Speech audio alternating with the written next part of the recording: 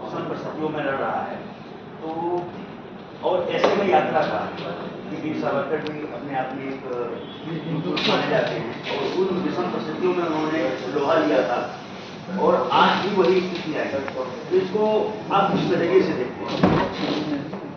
माननीय अध्यक्ष महोदय ने आपको दोनों चीज लिंक करके बताया है कि पहलगाम में यात्रा हुई, जब आपको हिंदू होने की वजह से मारा जा रहा है, तो ऐसे में हिंदू राष्ट्र की परिकल्पना जो सावरकर जी ने दी थी वो एकदम ज्वलंत होकर आपके सामने दिखाई देती है और इसलिए ये यात्रा उसके साथ कनेक्ट की जा सकती है। मैं ऐसा समझता हूँ कि कोई भी जो भी हमारे स्वतंत्रता सेनानी रहे हैं, उनका हरेक का अपना अपना रोल है, अपना अपना महत्व है और कोई किसी से कम नहीं है।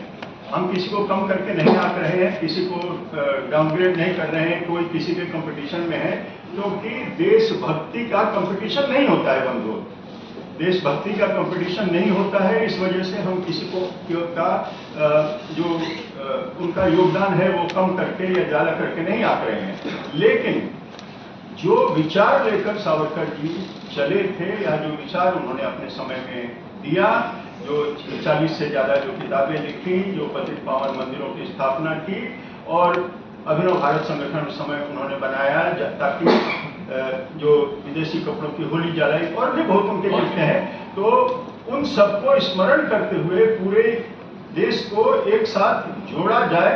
उसमें सभी व्यक्ति जो यहाँ पर रहते हैं, क्योंकि सावरकर की संकल्पना ये थी कि जो भी ये व्यक्ति इस देश को अपना पितृसंगत या फादरलैंड या मदरलैंड मानता है, वो हिंदू है।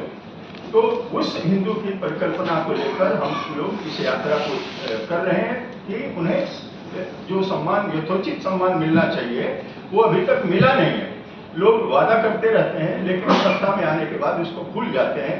हम उन पे आक्षेप नहीं लगा रहे हैं, हम सिर्फ इस चीज को पुनर्जागृत कर रहे हैं कि और जन जागरण एक तरह से अभियान चला रहे हैं, लोगों को इकट्ठा करके हम उन्हें उकसा नहीं रहे हैं, हम शांतिपूर्ण तरीके से ज्ञापन दे रहे हैं और ज्ञापन देकर इस चीज को दोहरा रहे हैं कि ये सम्मान इस व्यक्ति को निश्चित तौर पर मिलना चाहिए। ये इस यात्रा को विनोद यादव, दीप टेली न्यूज से।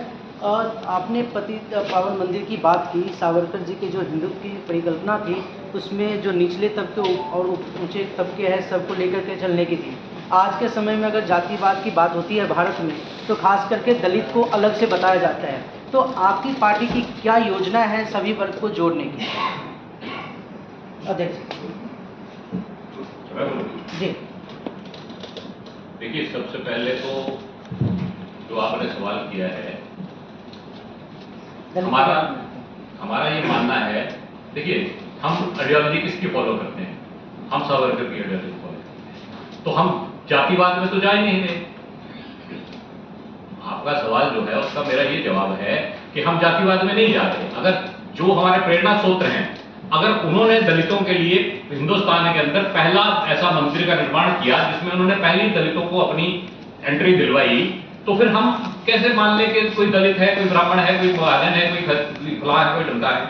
हम जातिवाद में नहीं जा रहे। जैसे कि अभी मेजर साहब ने कहा कि जो व्यक्ति इस भूमि को अपनी मातृभूमि, उस देश को अपनी पितृभूमि मानता है, वो सिर्फ हिंदू है और हमारी एक ही आइडियोलॉजी है, वो है हिंदुत्व। हम जातिवाद को नहीं मानते, हम सिर्फ हिंदुत्व को मानते हैं। ये मेरा खत्म करने के लिए क्या